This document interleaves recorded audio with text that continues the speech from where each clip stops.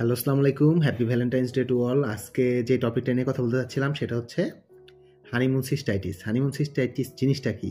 Cystitis হচ্ছে bladder inflammation. Honeymoon cystitis আসলে UTI, মানে প্রস্রাবের রাস্তায় ইনফেকশন, ইউরিনারি ট্র্যাক্ট ইনফেকশন। কাদের বেশি হয়? মেয়েদের বেশি হয়। কেন মেয়েদের বেশি হয়?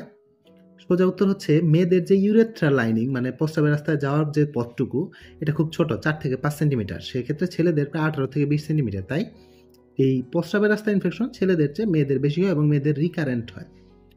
হানিমুন সিস্টাইটিসের জীবাণুটার নাম কি? ইশেরিকিয়া কোলাই বা ইকোলাই।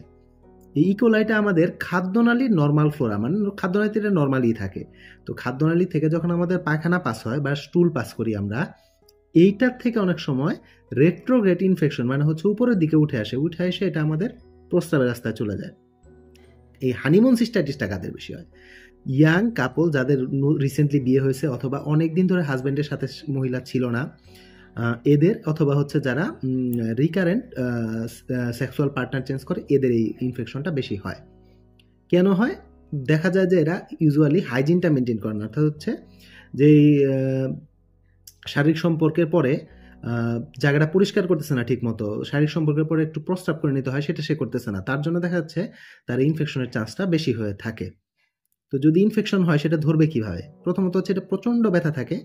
2 নাম্বার যে ফিচারটা এটা থাকে সেটা হচ্ছে যে প্রস্রাব করে ফেলছে, কিন্তু মনে হবে যে এখনো প্রস্রাবের রাস্তা দিয়ে কিছু না কিছু আসবে, প্রস্রাব আসবে। দেখা যায় সে ওই হাই কোমর থেকে বা কোমর থেকে উঠার চেষ্টা করে না, উঠলেই তার ব্যথাটা বাড়ে, এরকম একটা ফিলিং থাকে। যদিও তার আসলে কিন্তু ব্লাডারে তখন প্রস্রাব অবশিষ্টই নাই, কিন্তু মনে হবে যে প্রস্রাব এখন অবশিষ্ট আছে। প্রচণ্ড ব্যথা তো থাকবেই, আর হচ্ছে প্রস্রাবের রাস্তায় জ্বালা পোড়া থাকবে। এই ফিচারগুলো তাদের সচরাচর এই হানিমুন সিস্টাইটিসে পাওয়া যায়। এখন এটা যদি হয় সেক্ষেত্রে চিকিৎসা কি?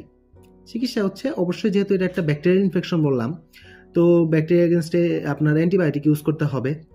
এখন হানিমুন সিস্টাইটিস আপনার এমন জায়গায় যে হলো, যে জায়গায় আপনি আশেপাশে ডাক্তার পাচ্ছেন না, তাইলে কি কোনো হোম রেমেডি আছে? হোম রেমেডি আসলে ব্যাকটেরিয়া এগেনস্টে তো ওইভাবে নাই, কিন্তু আপনি ব্যথা কমানো অথবা কিছু উপায় তো আছে। 1 নাম্বার, যেমন আপনি হট মানে গরম পানির বাথটাবে যদি বসে আপনি একটা হট বাথ নিতে পারেন, সেই ক্ষেত্রে ব্যথাটা কমে যাবে।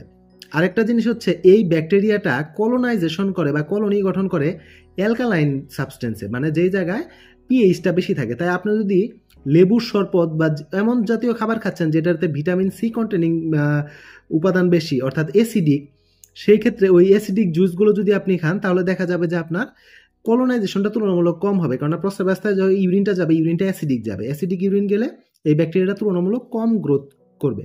কিন্তু এটাই কি আলটিমেট? না, আলটিমেট হচ্ছে আপনার অবশ্যই একজন ডাক্তার দেখাতে হবে এবং ডাক্তার দেখায় আপনার একটা অ্যান্টিবায়োটিক ইউজ করতে হবে। এবং দয়া করে ডাক্তার দেখে ইউজ করবেন, কারণ এটাতে নানা ধরনের অ্যান্টিবায়োটিক ইউজ করা যায়। আপনি সেফালোস্পোরিন দিতে পারেন, সেফালোস্পোরিনের বিভিন্ন জেনারেশন আছে, যে কোনো জেনারেশন দিতে পারেন, নাইট্রোফিরানটোইন দিতে পারেন, আদার অনেক অ্যান্টিবায়োটিক আছে, সিপ্রোফ্লক্সাসিন দিতে পারেন। কিন্তু কার জন্য কোনটা দিবেন, কার জন্য ডোজ কতদিন হবে, কার জন্য ডিউরেশন কতদিন হবে, এই সমস্ত জিনিস ডিসাইড করবে হচ্ছে ডাক্তার। তাই এই ক্ষেত্রে নিজের চিকিৎসা নিজে না করে আপনাদের অবশ্যই ডাক্তারের কাছে যে এটার পরামর্শ নিয়ে চিকিৎসা করা উচিত।